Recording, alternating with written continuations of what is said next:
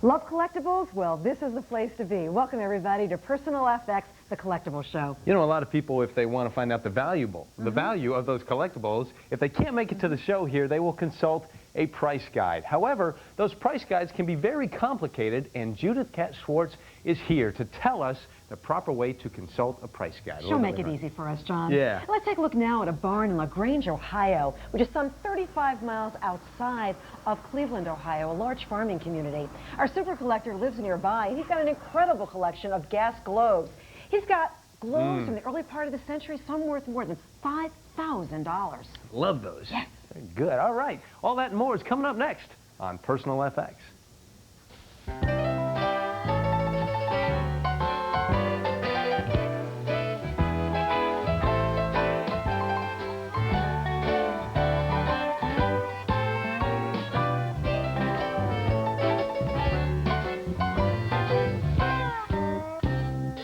Hey, welcome to today's Personal FX, the Collectibles Show. We are going to be appraising some great items on today's show. I want you to meet Tim. Hi, Tim. How are you, sir? Good, John. Nice to meet you. Where are you from? Sterling Heights, Michigan. Welcome. What are you going to have appraised here? What is this? Cobb baseball bat from 1909. Now, this is something that we think that they were giving away at I think it was a souvenir they used to sell at the old stadium. Where'd you find this? I found it up in Chesaning, Michigan at an antique show. Good luck with that. Well, really thank you. interesting. I also want you to meet Pete. You ought to see what Pete brought. Hi, Pete. How are you, sir? Hi, John. Where are you from? Sharon, Connecticut. What is that? This is a Revolutionary War Fascine knife used by the Continental soldiers to clear encampments and entrenchments. Now, you are a super collector of Revolutionary Yes. War memorabilia. Yes. And you do reenactments? Yes, I do. Boy, that is something. Glad you brought that. Claire, I think we ought to get a metal detector in here, don't you think? Why not? If you'd like to be a guest in our FX department and have something appraised, call us. 1-800-FX-FX-FX1, and we'll set it up. Let's go out to LaGrange, Ohio, where J.D. is visiting with today's super collector. Hey there, J.D. Hey, John, how are you? Good. You know, if you want to know about gas globes, we have come to the right place. This is Scott Benjamin, and it's interesting because a trip to the Smithsonian is what started all of this, right? That's right, yes. And what happened? Your parents took you there? Yeah, I went there on a trip, and we'd gone to a lot of museums over the years, and when I got inside, I saw this old mock-up of a service station with an old gas pump and a globe sitting on top, and just having a general interest in antiques at the time, I thought, I've got to get one of these pumps. Yeah. I just got to get one. And you got one when you came home, right? I came home, and it took me about a year to find one, looking through some antique papers and stuff, and I picked one up, and I was hooked after that. And John, he's become such an expert and so infatuated with these that he's written 7 books Right. on gas globes. Right, yes. And we're going to take a look at some of his gas globes when we come back, and some of them are very, very old. And they're very, very beautiful, too, aren't they, J.D.? They really are. The detail on some of them are incredible. All right, we'll check in with you later on. Thanks a lot. All right. Okay, let's get into some appraisals. Claire, who are the appraisers? We've got Judith Cat Schwartz and Ron Norris, who I saw smiling especially at those gas globes. That is such a great collectible to have. It really is, and I've sold them, and I'll tell you, they are worth a lot of You'd money. like to have them, hmm? You bet. Well, let's meet our first guest. Helen, good to have you here. Thank Where are you. you from? Sterling Heights, Michigan. Was that your husband with the baseball Yes. bat that John was talking to? Yep. The whole family come to New Yeah, York? all 5 of us. You have your kids? Yes, 3 kids, and first time we've been here, and it's quite exciting. What is your first impression of New York? It's so crowded. Well, it's a little less congested in the apartment, so you can relax with us. Tell us about what you brought. Well, these 2 pieces, the sugar and creamer, I found it in an estate sale in Michigan, and then 2 years later at an antique store in Ohio, I found this shaker, and I didn't have these with me, but I realized that it matched exactly, so. Well, let's see what the appraisers think. Well, I love that story, because That's good. I'm not fortune. sure. Yeah, it says Rod's Steakhouse, and it's in Williams, Arizona. So I got a funny feeling that that's originally where they came from, and to find them, you know, 2 separate places, well, there you go. I love the story. I think they're adorable. They've got all these little cows on them, and they're obviously a souvenir, something or other that came from this particular restaurant right near the Grand Canyon.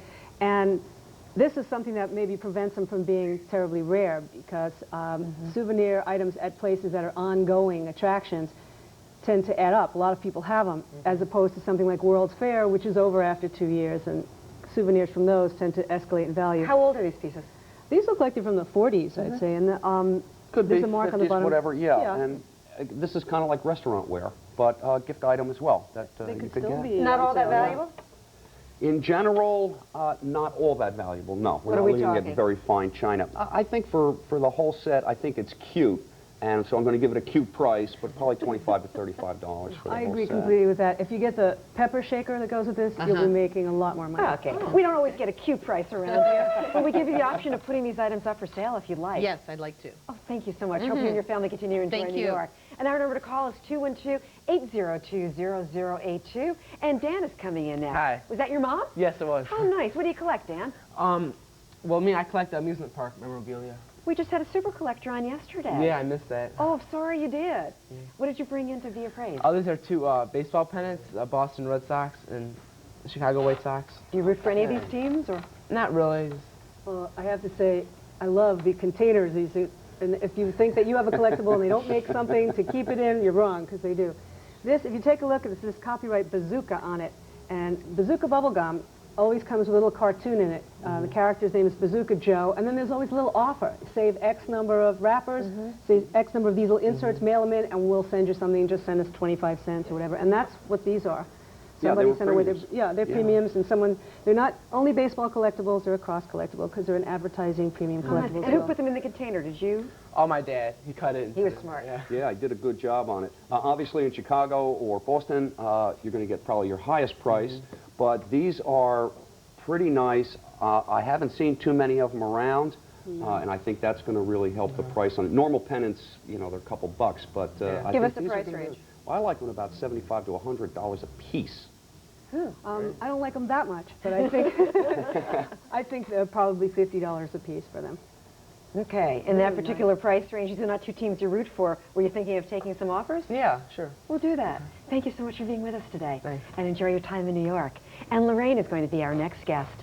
Hi, Lorraine. Welcome. Hi, how you And what doing? did you bring in that you were curious about having appraised? Well, this was something that was left about 20 years ago when we purchased our home, and the woman had had a large house sale before she moved, and she left a lot of things in the attic and kind of apologized, and I said, well, but this thing, it seemed interesting to me, so, and I always wondered if it had any value. So I'm not a collector of matchbook covers myself, But you're in the right place to get an answer for Imagine you. anybody apologizing for leaving you things in their attic. My God. The matchbooks make a wonderful collectible because they're not super expensive to get, and as a matter of fact, you can get them free in a lot of places. They're colorful, they're attractive, and these all have the matches removed from the inside, which is a good thing, because it would be terrible if you were sitting in your living room looking at your collection, you set your lap on fire, you know. So the matches are all taken out, and they range in value. It really depends on the subject matter and the artwork. Yeah, most collectors of matchbook covers, because there are so many millions of them, basically, will select a category. You've got, for instance, hunts in there, you know, for their tomatoes. People will collect just advertising ones. Some people just collect from hotels. Some people will collect sports-related or smoking-related. Do some of the older matchbooks have better artwork attached A lot of the older ones really, really do. And the way that these are displayed, that's the way the collectors actually do keep them. They do take the matches out, right. Okay, then and they going display through the them book, can you flat. give us an idea of what it's worth? In general, most of these matchbook covers are worth about 5 cents a piece. Again, because there's so many of them.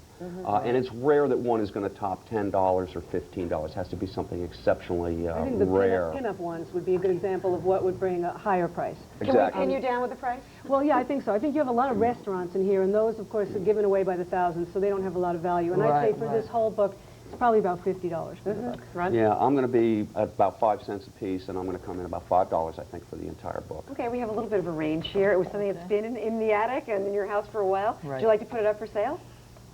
I guess so. All right, we'll do that for you. Okay. And John, this is interesting. You never know what you're going to find in an attic. That's right. That's the key to it all. And you know, I heard you talking to Danny, and Danny had said that he collects amusement park memorabilia, and we had the super collector on yesterday, and he missed the show. So guess what we have scrounged up? What? We got a copy of yesterday's show. That's so Danny, great. this is going to you, sir. This Thank is all you. yours. Thanks a lot. Feel free to make copies and give them to all your friends. Okay. If you want. All right, let's get a preview of the next item to be appraised on today's show. Out in Ohio, it belongs to Marge. Hi, Marge. What do you have there?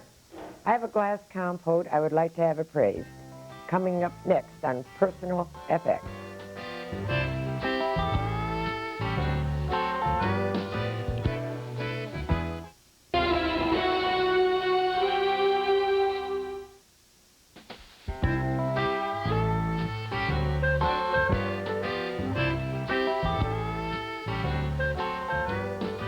Welcome back to Personal FX, the Collectibles show. Hanging out with Liz, who's visiting with her entire family from Sterling Heights, Michigan.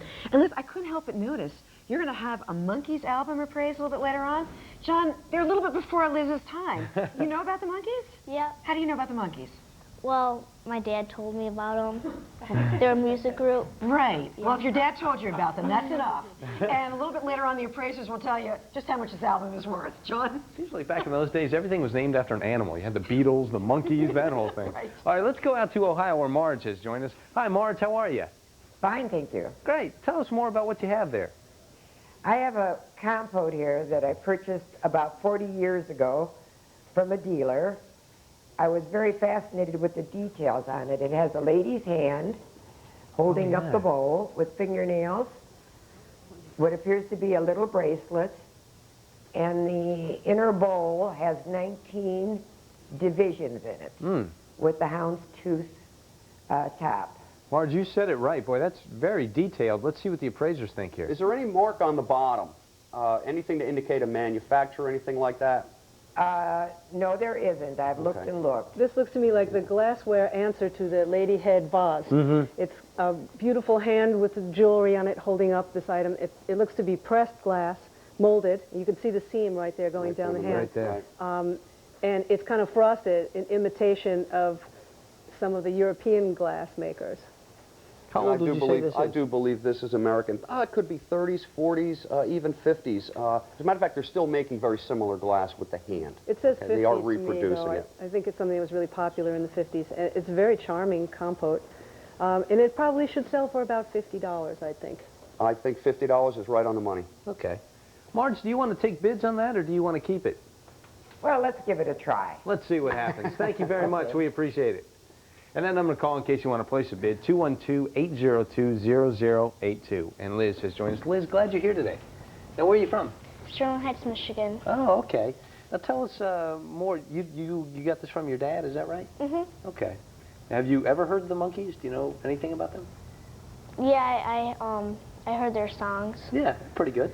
Pretty good, yeah. See, even though I'm also way too young to remember them, I just want to tell you that they were kind of the American answer to the Beatles. And the way they weren't a group that even performed together. What happened was these two producers went out and interviewed about 400 guys till they found 4 that they liked the best.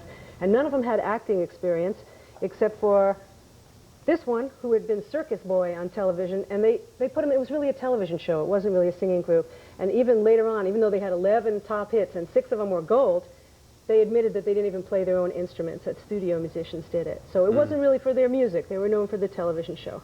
Yeah, that's exactly what did, in fact, make the Monkees. It is being rerun on another cable station, so if you want to see them live, watch them on the other station. However, I think the cover is probably more valuable than the actual record itself. That's what people are looking for. The cover is in good shape. Is this open? So that's going to certainly help. This is not open, right? It's sealed. It's sealed, yes. This is sealed, right. So, again, I think that's where it is. However, there are Monkees collectibles out there, collectors out there. But I think in general this is going to be somewhere under $50. I think it'll be way under $50. I think it's going to go for somewhere between 10 and 20. Okay, so $10 to $50. Do you want to see if anybody wants to buy it, or do you want to keep it? I'll take some bids. We'll let you know. Thank you. Right. Well done, Liz. Appreciate that. Okay, up next is Ralph. Oh, Ralph is out in Ohio. That's right. Hi, Ralph. How you doing today, sir? Okay. Tell us what you brought to have appraised. Well, I got this sled. Got it from my grandmother, and I think it's about 1880. That would pinpoint it down pretty close. Wow. And, It is old, yes. so I brought it home. My grandmother says, well, let your little kids play with it. And I brought it home, and the wife says, no, we're going to put that on the wall. So that took care of that. So it's been on the wall ever since. Your wife made a very good decision. One thing I don't know, do you know for a fact that the sled was painted when it was purchased or originally gotten, or was that done later on? Do you know for sure? I don't know. It was that way when we got it. All we did is dust it up a little, clean it up. I know some of them were painted. They did do paint work on them in that time frame. That's a beautiful piece. It's beautiful. If you take a look at the wooden runners, that's one indication that it's an early sled, and the fact that it's been polychromed, painted on the top, which was a 19th century fashion. It's just beautiful. It looks to be all handmade, and you don't find them in this condition this old. You You're really right. don't. That's a major key. Obviously, nobody let their kid play with this thing, which was very smart because right now a sled like this is selling in the $600 to $700 range. I'm going to go 500 easy. Yeah. Well, what do you think, sir? Do you want to take some bids or do you want to keep it? No, I think we'll take some bids then. We'll let you know. Thank you very much for bringing that by. I appreciate it. Okay. Okay, and Pete now is joining us. Pete, glad you're here today, sir. Thanks, John. Now tell us again more about this knife. It is a fascine knife. It was used for clearing encampments and entrenchments during the Revolutionary War by Continental soldiers. It was one of the mainly issued tools for them, and I'm sure they used it for defense as well. But before we even look at the knife, I want you to look at this fabulous Revolutionary soldier. Does he look familiar at all? New York 3rd. Did you do it? That's New York 3rd Regiment. Did you do a reenactment Yes. one day, and that's why you're dressed this way? That's wonderful. That's great. A great shot of you. That is. People that do reenactments, I think, are probably the ones that are going to die for this. This is really a nice piece. You can tell that it's handmade. Now, this is horn, and they rolled it on each side, so that's an unusual technique as well. It's in great shape. I really, really like this piece. And knives really became a very hot collectible in the 60s when the government passed a regulation that said the country of origin had to be on there. So that way you could tell the old ones from the new ones. But when they come this early, it doesn't even matter if they're sharpened or used, which usually people are looking for things that haven't been ever sharpened. And this is Revolutionary era. The only thing that seems to bring more money than this is a Civil War one. These sell in the $300 to $700 range. Yeah, I'd say start at $350 and let her fly. Well, what do you think? Do you want to take bids or do you want to hold on to it? I have a large collection. I will take bids. All right, let's see what happens. Thank you for bringing that by. I appreciate it. Very interesting. All right, let's go out to LaGrange, Ohio. And J.D., I know when people talk about gas globes, they usually think that they're round, but they're not always round, are they? No, they're not, John. As you can see, Scott has a lot that are round, but he also has some that are other shapes as well. Now look at these figurals. These are from the Standard Oil Company in the 1930s. And this blue one over here advertised essentially a cheap grade of gas. But this green one is really rare, and it advertised tractor fuel. So the people knew, depending on the color of the crown, which pump to go to for the different type of gas that they were hoping to purchase. We're going to find out a lot more about gas globes when we come back on Personal FX.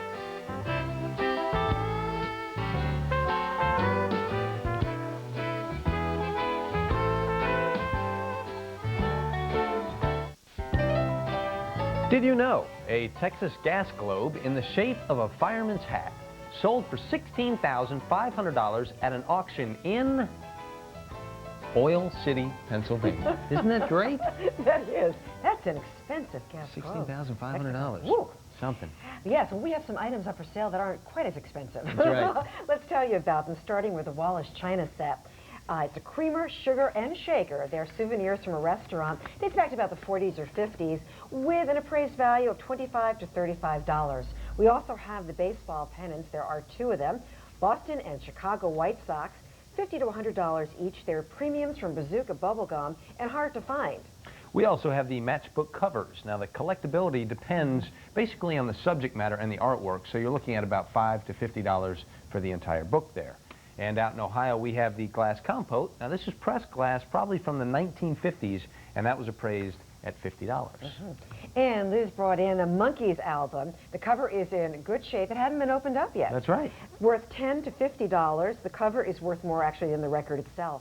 And then we have the child sled. That's always a great item. Worth about $500 to $700 from the late 19th century and in great condition. Last but not least, we have the Revolutionary War fascine knife. And this was appraised anywhere from $300 to $700. That is in great shape. It's got a horn-rolled, it's horn-rolled on each side of the handle there. A lot of Revolutionary War buffs out there, Absolutely. too. So if you'd like to bid on any or all of these items, here's what you do. You call us at 212-802-0082.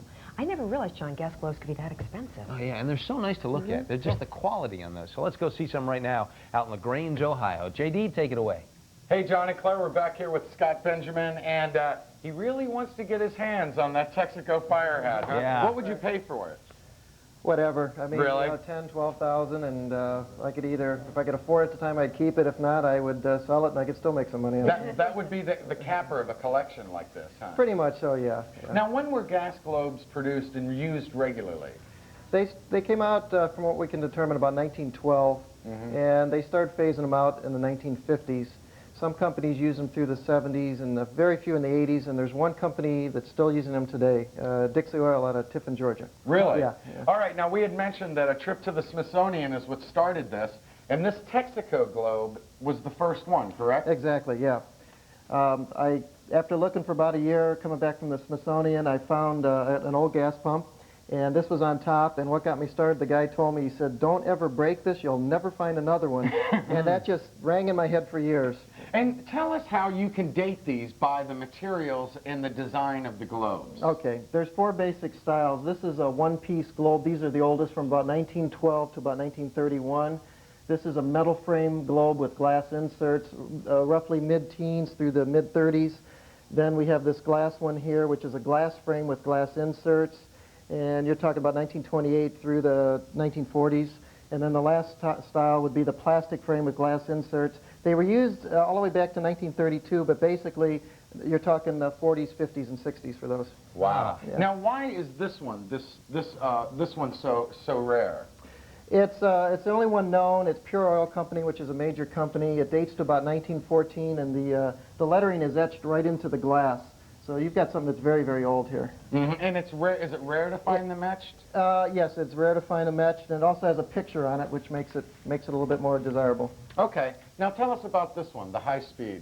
This is an oil company out of Toledo, and this particular globe is the only one known to exist. I found it right down the road here at a service station, so it means kind of a lot to me.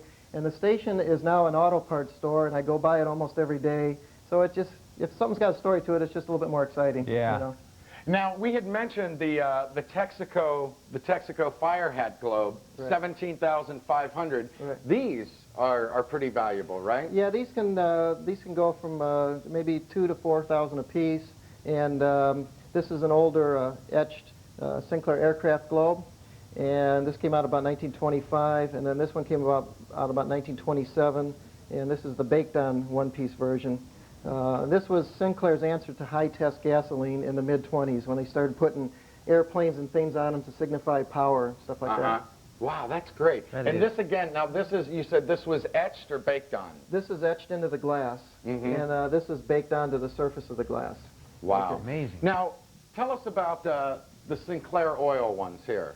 Okay, these were this is some of the earliest logos that they put on the Sinclair globes with this green and white striped, and these date from about 1920 through the mid-20s. Now, this one over here that you were telling us about, this one never sat on a pump. Why is that? Yeah, well, that was kind of what we call a transitional globe, where Sinclair introduced HC in 1926, this one next to it here, but they wanted people to be familiar with the striped logo, so they left the stripes on it and put the HC in the center, and this was, again, called like a transitional piece, and that particular one is the only one known.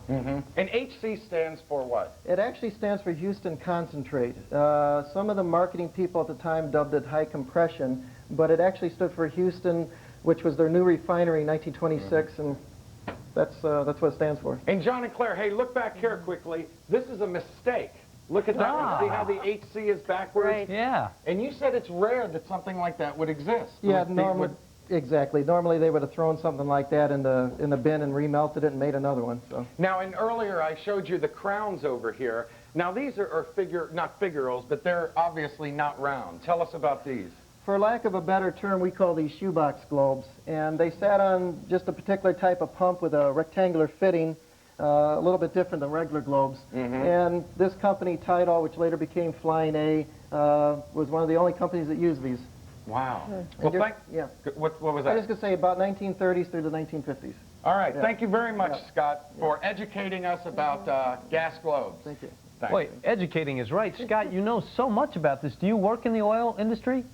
No, I actually never did, and neither did any of the family members, but I've always been a collector of something, and I fell into this about 23 years ago and stuck with it ever since. And it was amazing how you saw that at the Smithsonian and it hit you. It was like you knew nothing about them, but you knew then. Exactly, yeah, and I've never looked back, so. No turning back. Yeah. Gentlemen, thank you both very much. Really appreciate it. All right. You get quite an education just from collecting over the years. You became an expert on the subject. Absolutely. Wrote 7 books on that? Yes. Boy, that's something. Well, stay with us, folks. When Personal FX returns, we have more appraisals coming your way, and we're going to be talking about how to work with a price guide. Stay with us.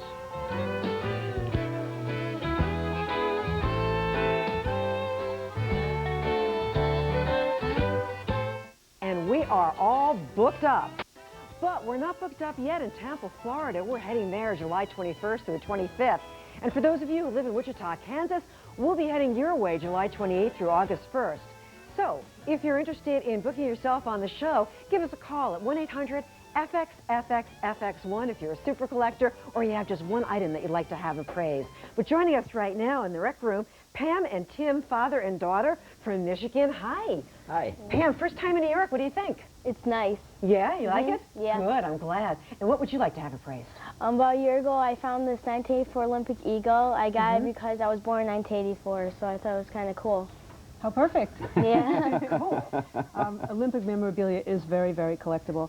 The only thing is that along about the 70s, people caught on that if you saved these things, that someday they were going to be worth a lot of money, and so everybody saved them, which is just what you don't want. You want the stuff that no one saves, because that'll be worth more. So the price of this hasn't really increased, although it could someday as people mess theirs up, you know. Well, I think, yeah, you hold on to it for 50 years and maybe you'll see a great appreciation in it.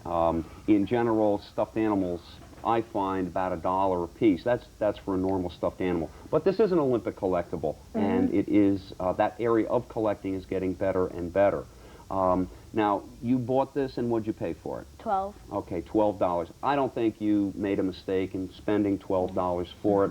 I like it at actually about $20 max at this point. Okay. And the fact that it has its original tags like this, and it's in such great shape, helps too. And I'm going to say about $20 for this. Pam, I don't know if you want to hold on to it for 50 years. That's a long time to hold on to it. But you know what? You can just put it up for sale today if you wanted to. Okay, yeah, I'll take some bids.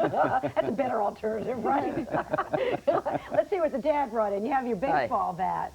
Tell us once again about it. Last year, we went up to Chesaning, Michigan. They had an outdoor antique show, and they had this for sale. I looked at it. I didn't know much about the value of this particular thing, so I left it there, and I went home, and I went through the mail, and I got this auction catalog from Oregon Trail. And lo and behold, they had the same thing in this catalog, showing it a minimum bid of $100. So we went back up to Chesaning, an hour drive, and we bought it. For how much? They were asking $50, and we negotiated down a little bit. So it's worth the drive. Yeah, I think so. I think so. Well, pick it up, Slugger. Yeah, here we go. This is this was obviously a giveaway. It's certainly not a regulation bat that you would use in a ball game. The good thing is it does say Ty Cobb on it. It's official bat that I guess his endorsement is on this. And it does say 1909, so we can assume it's in that area. This part down here, right below the grip, is a little bit worn. That's the worst part of the bat, however. The rest of it's in pretty good shape. And considering that it's oak, it's oak. Yeah. On Monday, we learned how bats are made for the professional baseball players. It was so interesting, the workmanship that goes into some of them. Yeah, it's a whole science now, Claire, you know, and came a long way from 1909 because if you actually use this bat, sooner or later it's going to break on you because oak is a brittle type of wood. I really like it because it's an early baseball collectible as, you know, opposed to the contemporary. How much do you like it at, though? I like this one about $300 to $350 at this point. I really do. I'm just going to say one thing. It's not quite as early, I don't think, as Ron said, because it says made in USA, and that would have to be in the late 20s. But it still is an old piece, and I agree with Ron's appraisal. It's about $300 for this. Great. And about that price, it was worth the drive back. Would you like to put it up for sale? I'll entertain some offers, sure. Thank you. It's been so nice having your family with it today. And our number to call is 212-802-0082 for all items up for sale on the show. And let's go back out to Ohio where Zachary is joining us. Hi, Zachary. Welcome to the program. How are you? Good. Doing good. What did you bring to be appraised today? My insulator. Your insulator. Where did you get your insulator? I got it in an antique store in Indiana. You did. How old are you, Zachary? 8 1/2. Not every 8 1/2-year-old has their own insulator, so let's appraise it for you. Well, first of all, this is called a Mickey Mouse insulator for obvious reasons. It's got those two ears sticking out. But we should first tell people what an insulator is. I was just about to ask you. Yeah. Well, when they have electrical wires strung between poles, they need something to keep the wires from touching each other, and that's what the insulator does. And their insulators come in different colors and different styles, and that's so the lineman who's working on the wire can identify the ones from his own company. And is there a name on this, Zachary, a company name anywhere? It says Hammond Gray. Okay. Okay, we know. Right. That's a very prominent manufacturer of these insulators. Yeah, and remember, they made a whole bunch of these. Now, I have to assume this is a threaded type. It doesn't look like one from the 19 or 1800s. No. It's a later version, but the shape is good, and I like the carnival glass color. That's certainly going to help it, because normally they're clear. Is that unusual for insulators? Yeah. It's not all that unusual. I mean, it's not one of the rarer colors, but it certainly is going to add to the value, and the shape, of course, is also going to help in the condition. Okay, value being? I'll tell you, it's really tough. If you go into the hundreds, I'm going to value that at about $50, I think. I was going to say 60. It's pretty indisplayable, so Okay. $60. $50 or $60, Zachary. Were you thinking of putting it up for sale? What? Would you like to put it up for sale, or you want to keep it? I want to bet it. Okay. Thank you very much, Zachary. You did a great job at 8.5. That's good. With his That's insulator. And now, Judith, I'm going to be sending you over to John so we can learn more about those price guides.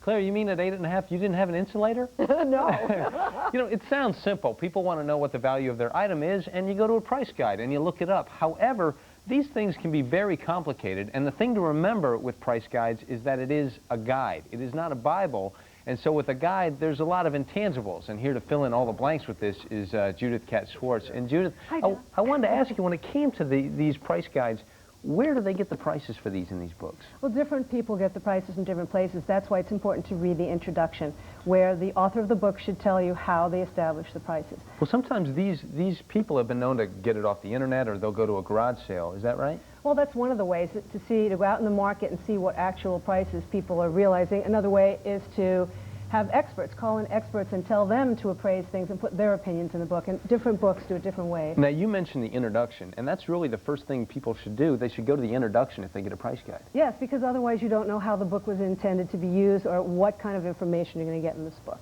Also, sometimes what they'll tell you in the introduction is who's involved with pricing it. They will tell you, this particular one, the Schroeder's company, always uses experts, and they list all their experts and give each one a code. And then when you look at the listing inside the price guide, it will have the code next to it. And you can actually call that person up and ask them, well, why do you think this is worth this much? And they have a lot of people, which means that it's well indexed. I mean, there's a lot of people involved. Different people for different specialties, exactly.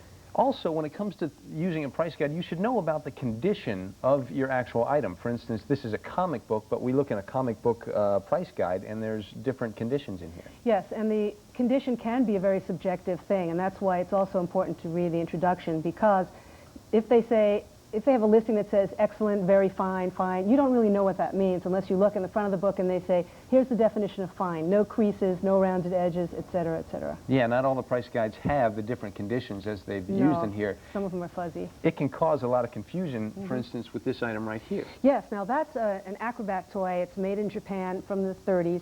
And in 3 different price guides, you can find 3 wildly different values, anywhere from $125 to $6,900 for an acrobat.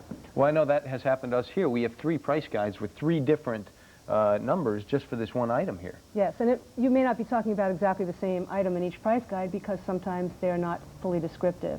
It really helps to know your item. It really does. For instance, when you talk about jewelry, whether or not it's been signed or... Yes, what happened was a lot of the big jewelry houses would assign their jewelry to a manufacturer to make for them, and the manufacturer would put out 200 pieces signed, and then they'd save 100 pieces for themselves and sell them at a lower price unsigned. And then, so you'd get a piece that doesn't have a name on it, and you would look it up in a book, and then you'd find a picture and say, wow, this was made by Chanel. But you're never going to command the price that a piece will have if it actually says Chanel on the back. And you'll never find a piece that will command what it did at an auction, because sometimes somebody could be bidding on this, and somebody at an auction with them might want it as well. Well, all you need in an auction is 2 people who both want the same item, and they will push the price way up beyond what the realistic market is. So realistically, these are guides. They are not Bibles. They're not Bibles. Nowhere in there does it say, and God said, let there be light. This is just a subjective price guide, and everyone has an agenda. And it gives you a ballpark figure. Do your research. Thank you, Judith, very much, because that's good to know. These can be very complicated, and that really helps. Yes. All right, let's get a preview of the next item to be appraised on today's show out in Ohio. Belongs to Jeanette. Hi, Jeanette. What do you have there? I've got this barber chair and sink, and I'd like to have them appraised coming up next on Personal FX.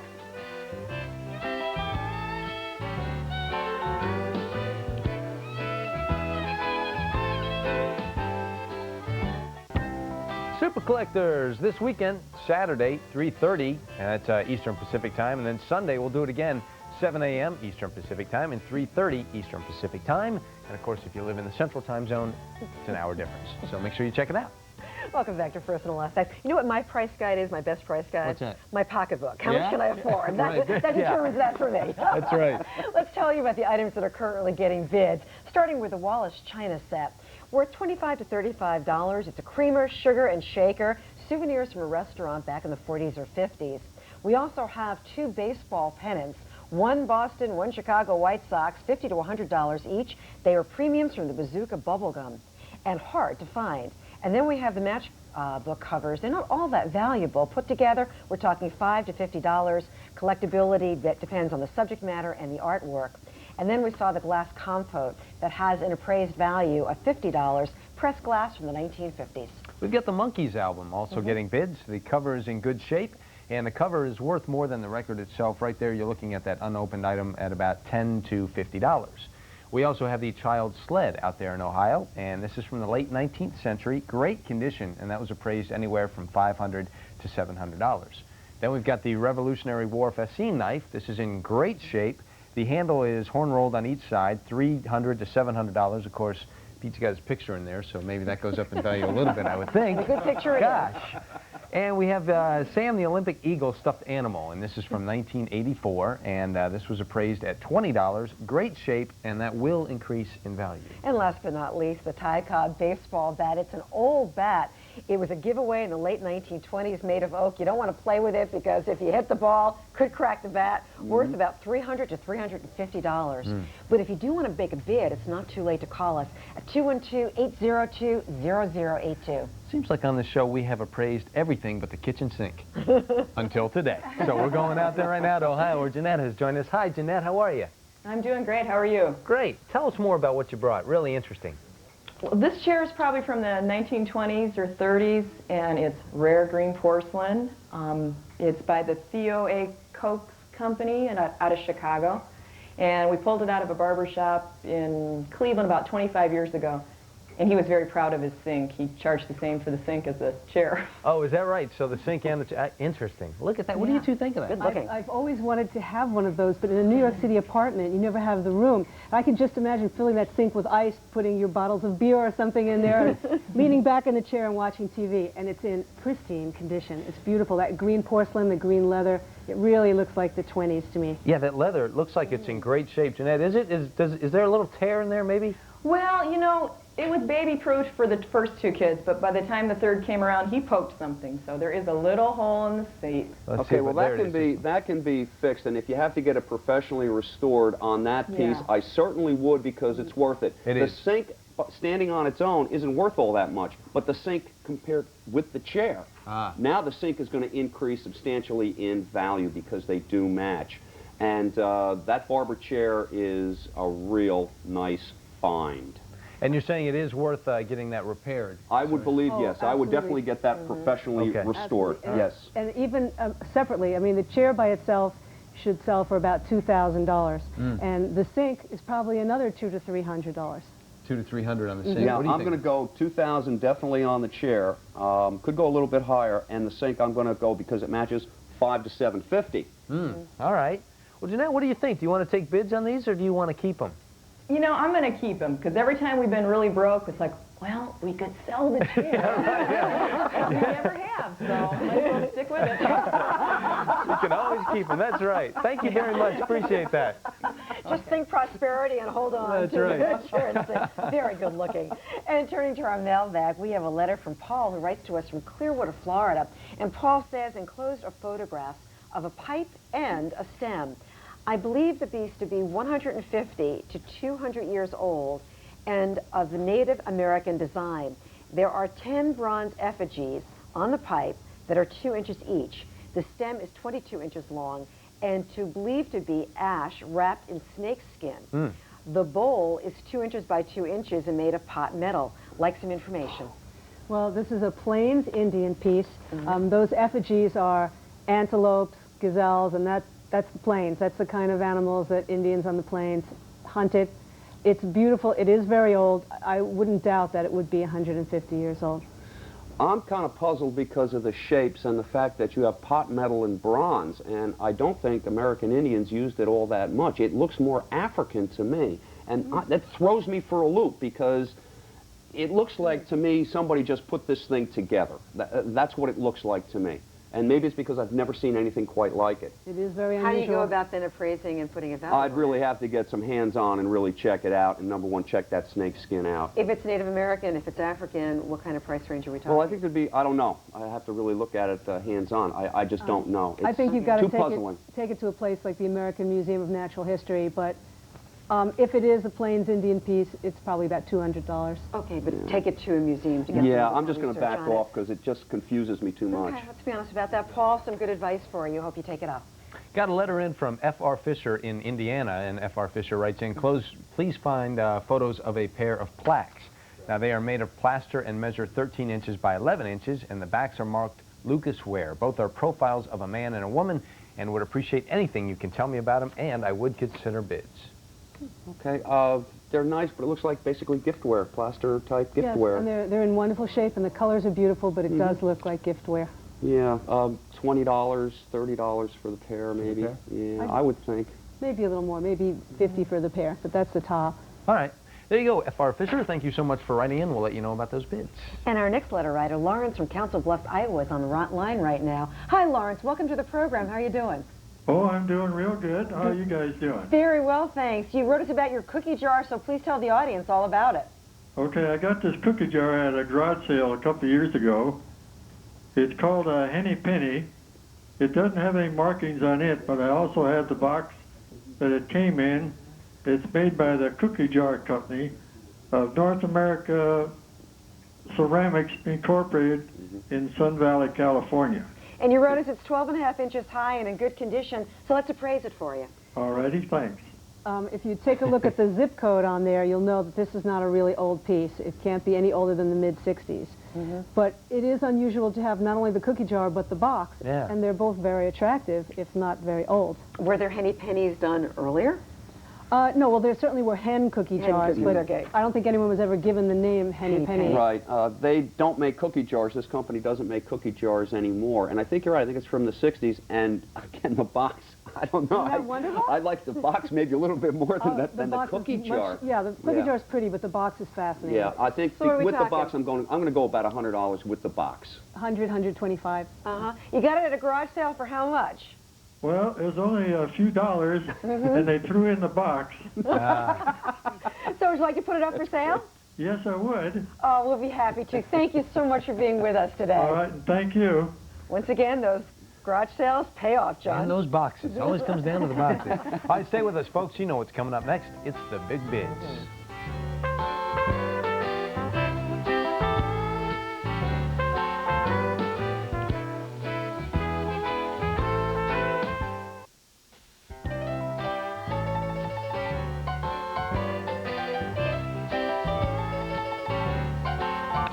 All right, welcome back to Personal FX, the Collectibles Show. Before we get started with these big bids, Judith Kaswartz is so smart. She has another tip for us when it comes to price guides. Judith? I just want to say that you should make sure you know who wrote the book and why. Different people have different reasons for putting out price guides. You need to know that. Good point. Thank you very much. Appreciate that. And now Can we get need to started know with what the these? big bids are. Let's Yes, do we it. certainly do. Go back to LaGrange, Ohio, because Marge, we want to let you know for your glass compote, we have a bid from Janice from Evansville, Indiana for $125. I'll have to think about that. All right. Please do. And Helen for your Wallace China set. Kathy from Blaine, Washington would like it for $105. Sold. Dan for your pennants. Mike from Hubbard, Ohio is offering for both of them $100. I'll think about it. And Lorraine for your matchbook covers. Bob from Moberly, Missouri is offering $32.50. I'll think about it. Liz for the Monkees album. Michelle from Wheat Ridge, Colorado would like it for $72.52. Sold. Let's go back out to Ohio, where Ralph brought the sled. Ralph, Kathy from Catskill, New York wants it for $589. Oh, I'll have to think about it. All right, you do that. Pete with the Revolutionary War knife. Mike from Dayton, Ohio called in with an offer of $300. Sold. Sold. Pam with the stuffed animal. Christine from New Orleans, Louisiana wants it for $40. Sold. Tim with the Ty Cobb bat. Ann from Lockport, New York wants it for $375. Sold. It's out of here. All right. Let's go say goodbye to JD. JD, nice job again today. Hey, thank you very much, and we want to thank Scott for educating us about gas globes. If you want information, he publishes a Petroleum Collectibles Monthly. All right. Now, tomorrow we're going to be in Beechwood, Ohio, with a collection of Hanna-Barbera memorabilia as well as robots. So that's going to be interesting. You'll be busy. We'll see you then. Thanks, JD. All right. And once again, Judith Schwartz, Norris, thank you so much for being our appraisers today. Hope you all had a great time in the apartment, and have a great day, everybody. We'll see you back here tomorrow. So long, everybody.